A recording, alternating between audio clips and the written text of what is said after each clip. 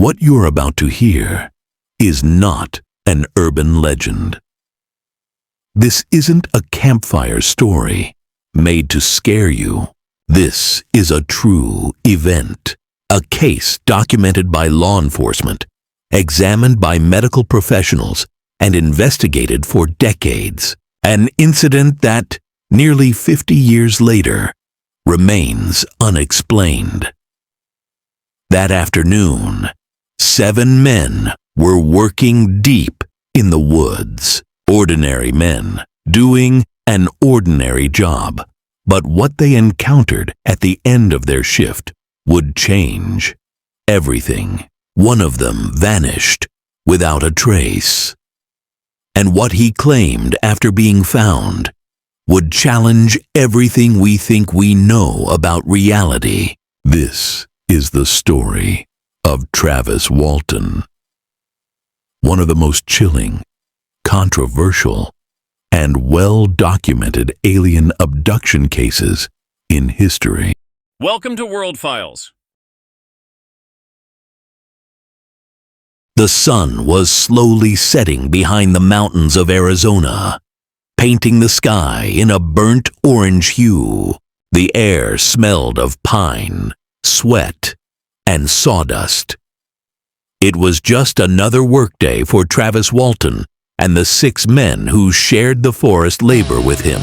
They were cutting trees for a logging company deep in the heart of the Apache Sitgreaves National Forest, far from the noise, the homes, and anything that could be called civilization. The constant buzz of chainsaws had filled the air all day long. Travis, only 22, worked fast and with rhythm. His lean body moved with energy between the logs, quick, almost impatient. Around him, the others did the same. Mike Rogers, the crew boss, set the pace. Alan Dallas, more reserved, didn't talk much, but worked hard. John Goulet, Steve Pierce, Dwayne Smith, and Ken Peterson made up the rest of the group. They were countrymen, tough, rough, used to routine, to tools, to the forest. "Well, that should do it for today," said Mike, shutting off his saw and pulling off his gloves with dirty hands. "If we head out now, we might beat the dark." "Let's hope so," Steve replied. "My hands are wrecked, and I've had enough of chewing dust on the ride home." Travis laughed as he brushed off his shirt. "You should be thankful. The dust is the only thing keeping you skinny." "Shut up, Walton," Alan muttered, with the faintest hint of a smile. "Or you're walking home." The old pickup truck was parked a few yards away, half hidden among the brush. The men started stowing their tools, still covered in sawdust. The crunch of boots on dry dirt and broken branches marked the end of their long shift. Travis looked up at the sky, where the sun was now sinking behind the treetops. "This place gets weird when it starts getting dark, doesn't it?" "This whole damn forest is weird," John grunted, tossing a rope into the back of the truck. "But as long as they're paying us, let it stay weird." Mike turned the ignition. One by one, the men climbed into the truck, tired, sweaty, covered in dust, and unaware that that night, not all of them would return the same. The old truck engine roared as it rumbled down the narrow forest road. The tires kicked up dry dust that hovered in the air like mist. Inside the vehicle, the mood was quiet, more from exhaustion than comfort. No one really felt like talking.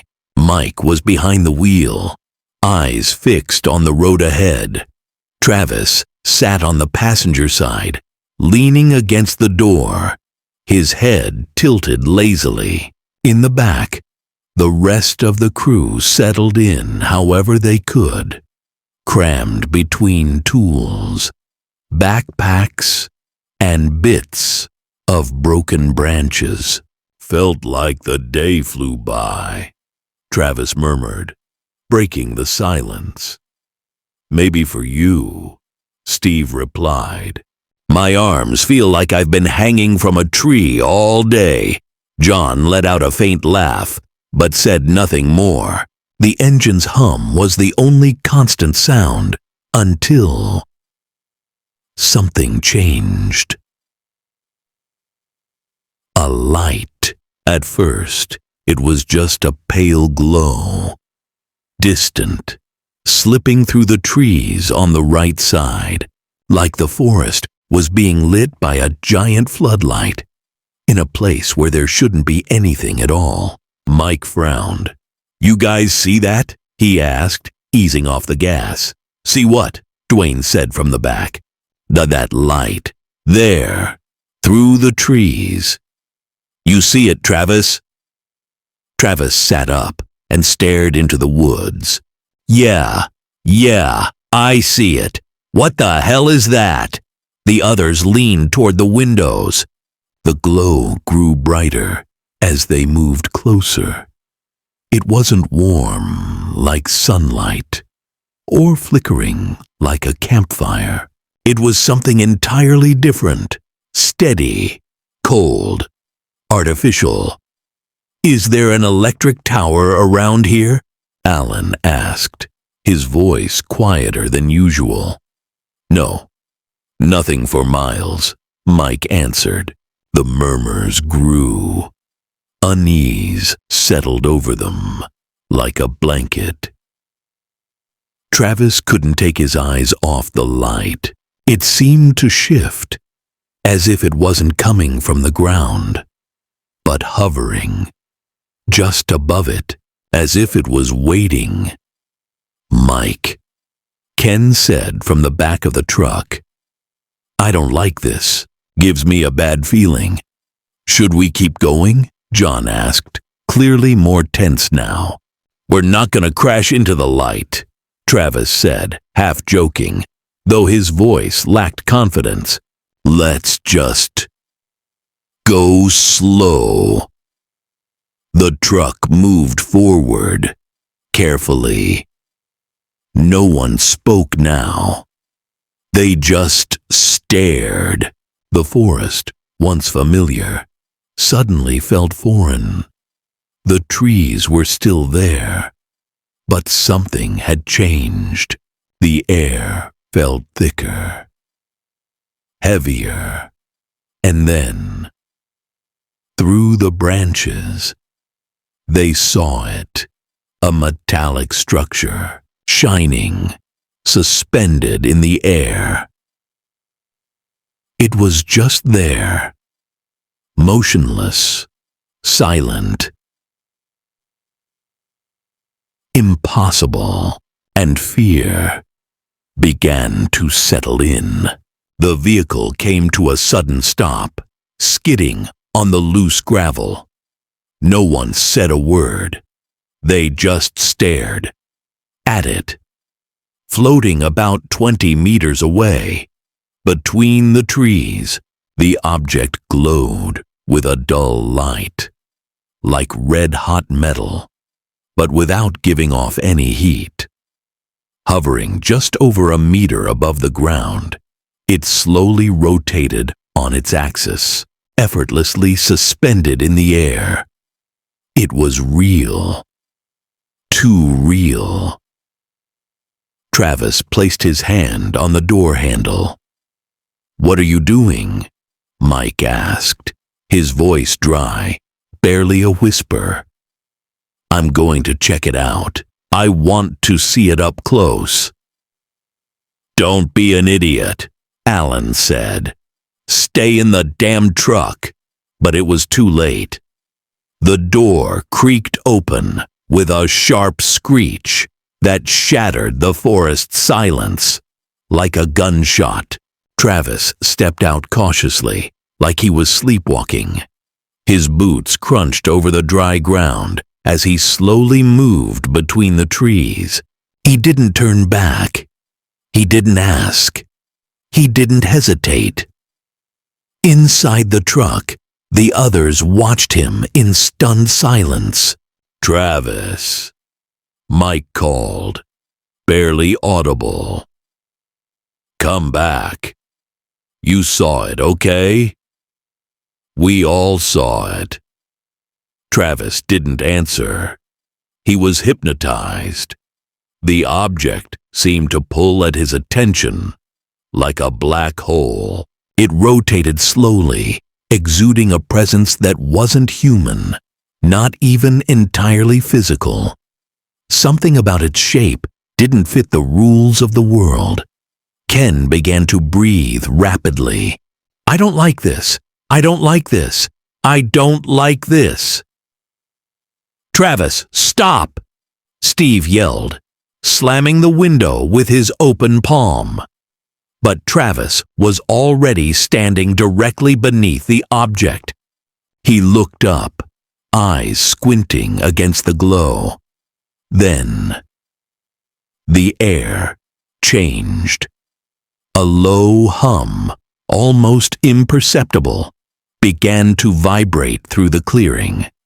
The leaves shivered. The wind stopped. The forest held its breath. And then something descended. A burst of bluish light shot down from the object like a restrained lightning bolt, striking Travis's body and lifting him into the air like a puppet with no strings. For one eternal second, his body arched backward, suspended, and then was flung like a rag doll to the ground. A scream tore from inside the truck. "Oh my God!" John shouted. "They killed him! They shot him with something!" Mike slammed on the gas. The tires spun, kicking up a storm of dust. The truck sped off into the woods, crashing through branches, fueled by screams and raw terror. They had left Travis behind, and the engine roared furiously as the truck sped down the forest road, bouncing over rocks and roots. No one spoke at first. Only ragged gasps and trembling breaths filled the cabin. The fear was as thick as the dust clouding the rear windows. "What the hell was that?" Steve screamed, his voice cracking. "What did they do to Travis?" "I don't know. I don't know," Mike yelled back, gripping the wheel so hard his knuckles turned white. "There wasn't time. They shot him with something. I thought he was dead. We left him. We left him there," Alan shouted, pounding the roof of the vehicle with both fists. "We didn't even know what that thing was." Dwayne was curled up in his seat, eyes wide and unblinking. It wasn't human. That wasn't from this world. No, it can't be. John broke into a cry. "We have to go back. We can't just leave him lying there like some dead animal." "And what do you want us to do?" Mike snapped. "Go back to that thing and let it do the same to us?" A deadly silence fell inside the truck. It kept moving, but slower now, as if the force that had pushed them forward was beginning to fall apart. Ken spoke for the first time, his voice shaking. What if he's still alive? Travis didn't scream. He didn't scream when they lifted him. He didn't scream when he hit the ground. What if he's still there, with them? "Oh God," Steve whispered, swallowing hard. "This isn't supposed to be happening." Mike slammed the brakes. The tires screeched on the gravel. He lowered his head, resting his forehead against the steering wheel. No one moved, just the sound of the hot engine and their heavy breathing. "We can't leave," he finally said in a low voice. "Not like this. Not without knowing." "What if it's already too late?" Alan asked, his voice hoarse. "Then, at least we'll know what happened." They looked at one another. No one wanted to go back. No one said it, but they all felt it. It wasn't just fear. It was something else. A presence. Like whatever they had seen could still feel them, even from afar. Like the forest itself was listening. Mike turned the truck around, and the vehicle, like a wounded animal returning to the place it had been struck, began its slow journey back toward the clearing where they had left Travis. The way back felt longer, as if the forest had stretched. Every meter beneath the wheels creaked like a distant echo of what they had left behind. No one spoke. No one breathed normally. Only the soft purr of the engine, hesitant, as if it too knew it was returning to something it shouldn't. When they finally reached the clearing, the light was gone, and so was Travis. They stopped the truck a few meters from where they had seen him fall. The spot was littered with broken branches, scorched leaves, and the ground stained with something dark, ash or something else, and a silence. Unnatural. The crickets didn't sing. The wind didn't blow. Just that crushing void that makes your blood throb in your ears. Mike stepped out first, slowly, as if expecting something to be waiting behind every tree. The others followed, wordless. They walked cautiously, scanning the area. It was the same place, but it felt different, as if something invisible had swept through and bent the rules. "It was here," Steve said quietly. "Right here. That light lifted him. He fell near that log." They approached the exact spot. There was no trace of Travis. Nothing. Just the darkened, pressed earth, as if something very heavy had been there. A shapeless mark. No direction. As if it had never moved. As if it had simply vanished. "Where is he?" Dwayne whispered, more to himself than the others. "They took him," Alan said, eyes fixed on the sky through the tree canopy. "Whatever it was, it took him." Mike clenched his jaw, looking in every direction. This can't be. He can't have just disappeared. John fell to his knees, hands on his head. "Oh God, we didn't find him. What are we supposed to tell his family?" "The police." "The police?" Ken said. "What are we gonna say? That he got abducted by some floating damn ship in the middle of the woods? They'll lock us all up." A long silence. Heavy. Guilty. None of them knew what to do. They only knew one thing with absolute certainty. Travis Walton was no longer there. And whatever took him might still be out there, watching, waiting.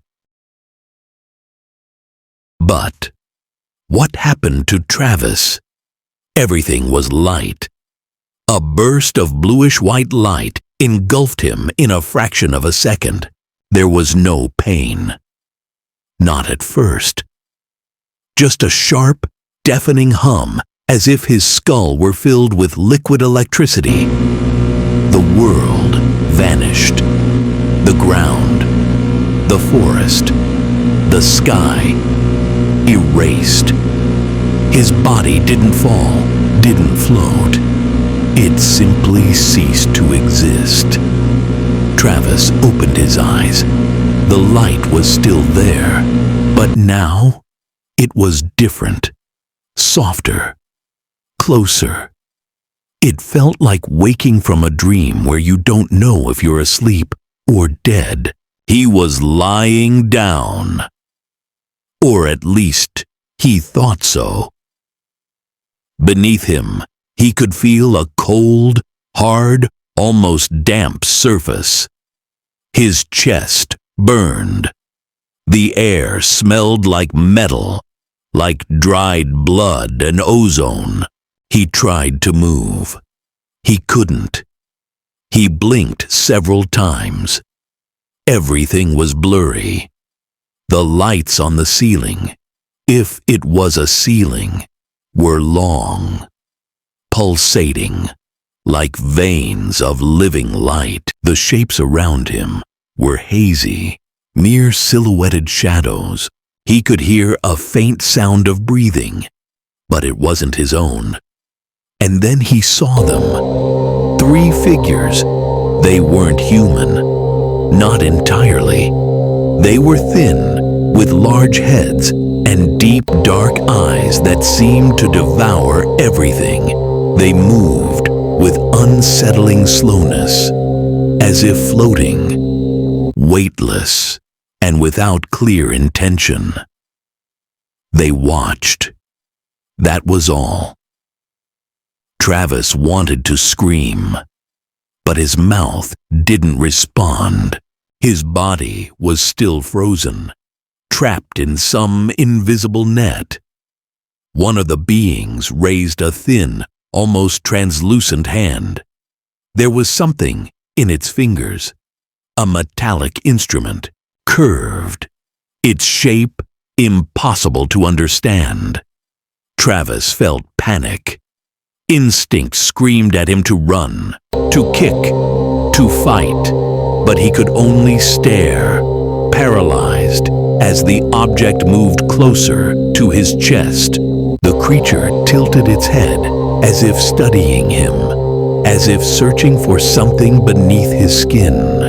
And then, for the first time, Travis understood. They weren't observing him as a human being. They were analyzing, as if he were a broken piece, a failed experiment, or simply a thing. And in that moment, he knew he was completely alone. The terror didn't come all at once.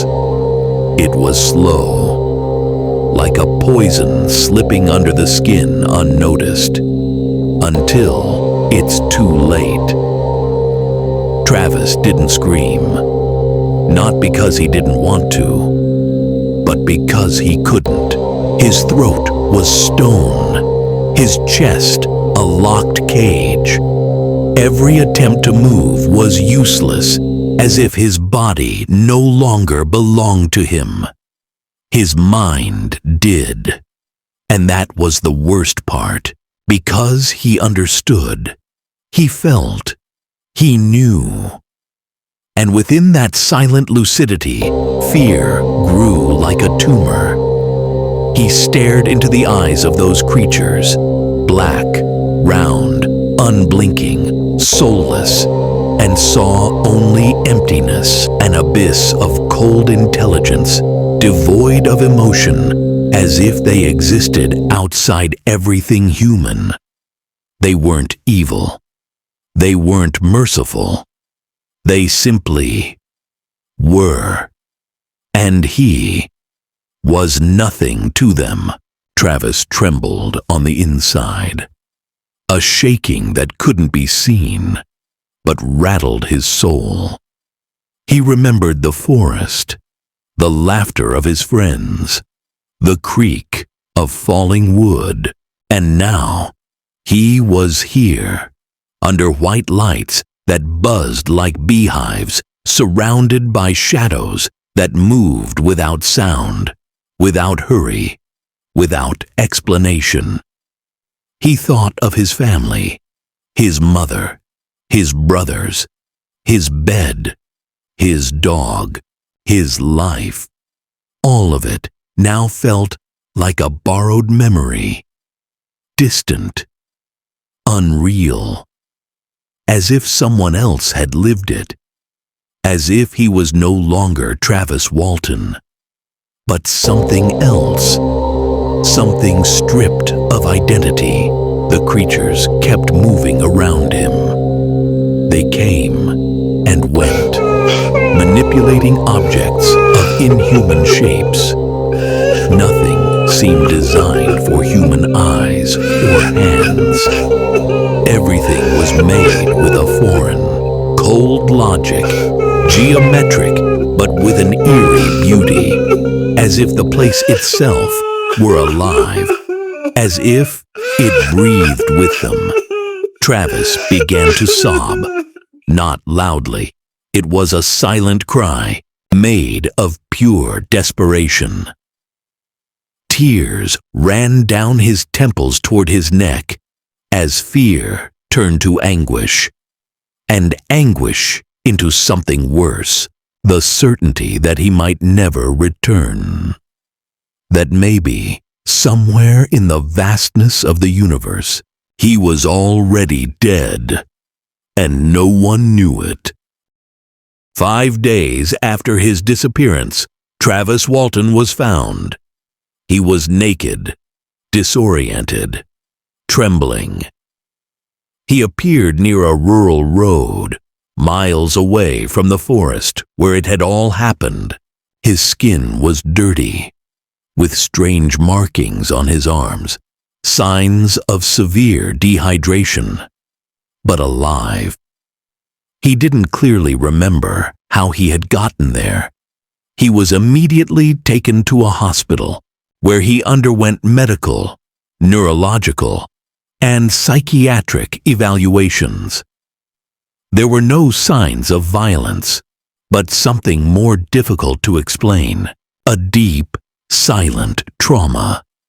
When he spoke, his voice was low, broken, as if every word was a blade slicing its way out. And then he told them. He spoke of lights, of non-human figures, of cold tables, endless tunnels, instruments he couldn't understand. He spoke of fear, of emptiness, of an impersonal and brutal presence that watched him like a lab specimen. He told everything, but his memories came in fragments, like a dream that slips away the harder you try to hold it. Some doctors said he suffered a psychotic episode. Others called it a hallucination brought on by extreme stress. But the strange thing was, his story never changed. Not a single detail. Weeks passed. The press turned his case into a circus. Public opinion was divided. Many called him a liar. Others, a victim. But neither he nor his friends ever changed their version. To this day, no one has been able to explain what truly happened to Travis Walton during those 5 days. All that remains is his testimony and the silence of the forest. That thick, absolute silence that seems to hold secrets no human should ever know.